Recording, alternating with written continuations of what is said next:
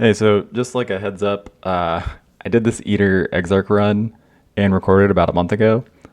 My assumption was the cooldown skills might be nerfed, but I didn't expect Vortex to become a non-instant skill. And so I kind of threw for a loop.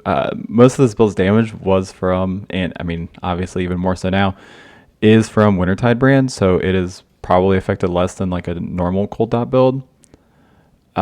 So while the rest of this video is Wintertide plus Vortex, I don't think that really changes any of the general information in this video. I've updated the guide PoE to account for this, which will just be using a 6-link Wintertide instead of a 5-link Wintertide plus Vortex. I mean, you could still use Vortex, but personally, I wouldn't because this build is already a shit ton of buttons, and I assume it's going to feel like crap.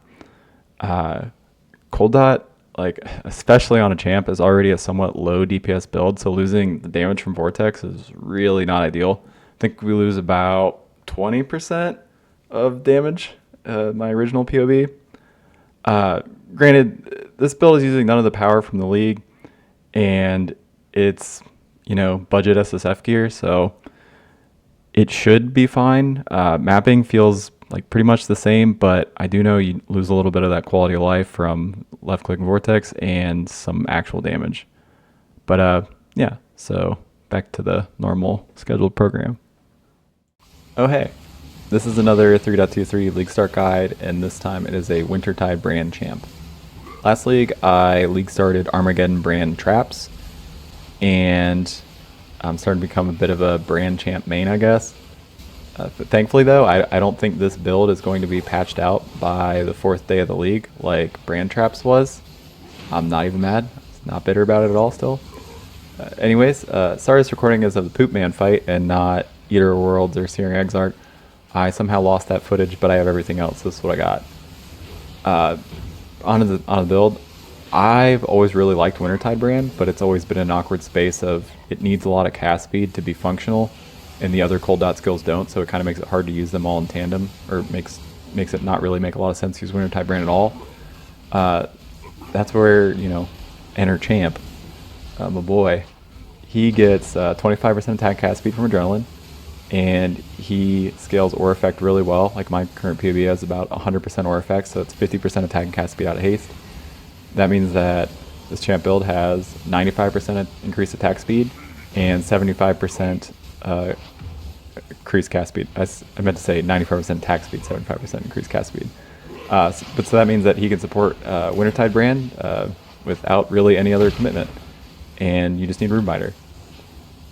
This build, much like the Mana Forge build, is the damage comes from a lot of different sources. So what that means is that your gear can be pretty garbage and it's kind of fine.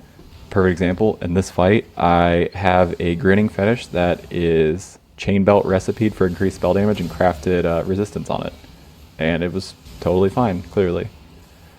With that said, there is a very serious cost you pay for this, and that cost is button presses.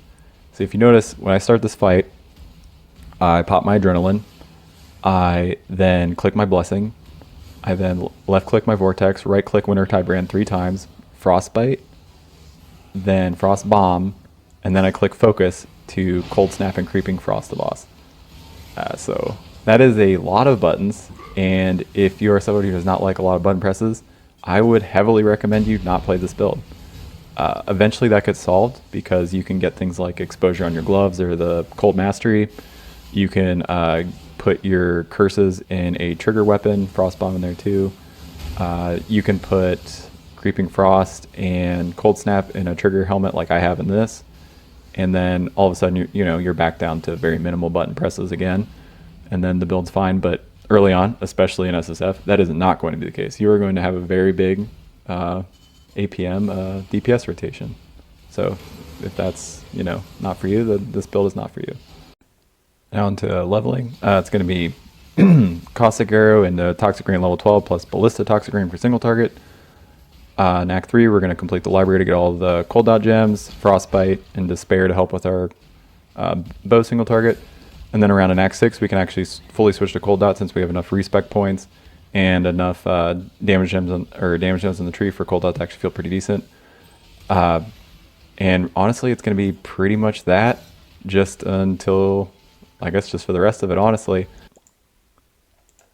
So when you play this build, Duel's actually an incredible spot for leveling as DoT because you get this incredible cluster and this incredible cluster. And you can take the Blink Arrow Mirror cooldown recovery if you want. I think it feels kind of nice early on, but it does cost more respect points.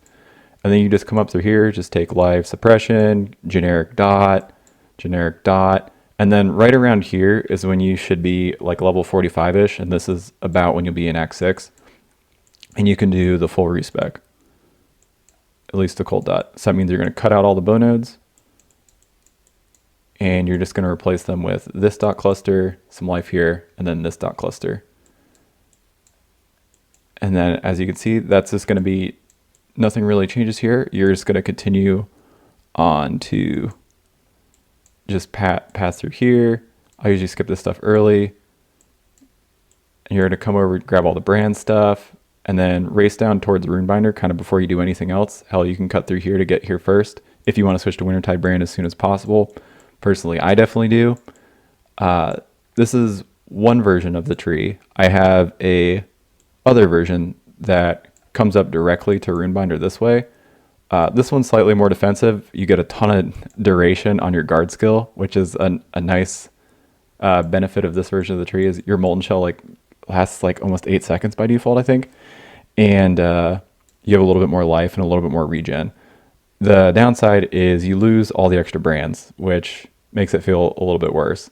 You can anoint brand equity if you want to get those back, which is certainly acceptable. Just, early you're not going to have the oils to do this, so keep that in mind.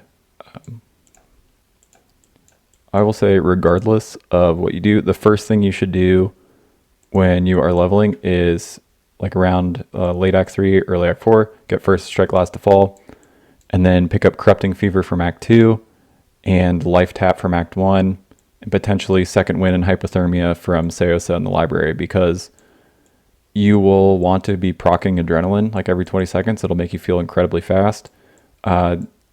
You can not use the third support gem if it costs too much life. You just literally need to get the life cost to half of your life total, which usually Corrupting Fever plus Life Tap is enough early on. And then, hell, I actually stop leveling Corrupting Fever usually if the cost starts being way over my half my life total, because it makes it uncomfortable and I don't want to die. I'm continuing on. Just some notes about the PoE. I do have a 200% more brand damage here because PoE only calculates one Wintertide brand at a time. So I assume that is accurate for tripling Wintertide's brand's representation, damage representation here. Regarding the gear, it's just going to be generic life suppression gear early on. You can try to farm up a Doedri's Damning, or just buy one if you're in Trade League, because that is a lot of power. You just use Elemental Weakness. You can also just spend the 4 points on Whispers of Doom if you would prefer to do that. I think either are fine. Looking for just generic +1 gem amulet, and then, like I said, just life suppression gear. Possibly get a trigger helmet with Taken As, and then gloves you can get essence like with a socket of gems deal 30% more damage over time, and you can have your Cold Snap and Creeping Frost there, or you can have it in the trigger helmet. I think both make sense. This one's going to be more damage, but this one's less button presses, so this is what I'm probably going to go with. And then I would replace one of these cold damage over time multi-craft with a trigger socketed skills to put both of your curses in there to free up even more button presses.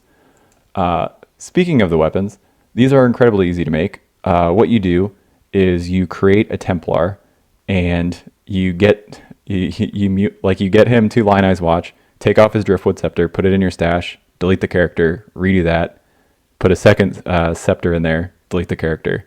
So now you have 2 level 2 scepters, and I think it's about 20 to 25 attempts using Essences of Woe to get it alongside +1 to cold skill gems. And then once you get that, you just craft on dot multi or trigger socket to craft, and you have pretty serviceable weapons for quite a while. Trade League, obviously, you just buy something better, or feel free to craft on a higher APS weapon that's more level, like a Kuri Scepter. You'd be hoping to spike things like cold dot multi, ideally generic dot multi, or +1 level to skill gems, and then craft on whatever you're missing. But that is going to cost a lot more resources. So this like feels like really budget driftwood scepter option is something you should consider if you're an SSF. Oh, and I should mention that I have all the notes about how to level and all the gems to use in the notes sections of this POB. It also has some things like this easy trade league power section, which highlights just powerful uniques you can get early that are lucky drops in SSF, or you can just trade for. Like Rhyme Gaze will give you a ton of damage. Bitter Dream until you take Eldritch Battery is a pretty good for your, you can put your Wintertide brand plus Vortex in there. And then Triumphant Authority for your Vol Cold Snap. Same with Vol Caress, you'd put Vol Cold Snap in there. And that'll give you a lot of damage.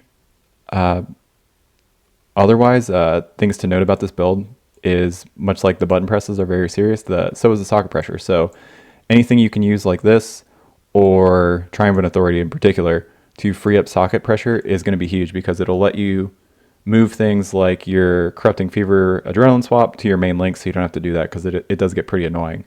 You'll get used to it, but I prefer not to do it. So eventually I'd like to get on set rings or Triumphant Authority and move all that stuff to my main setup.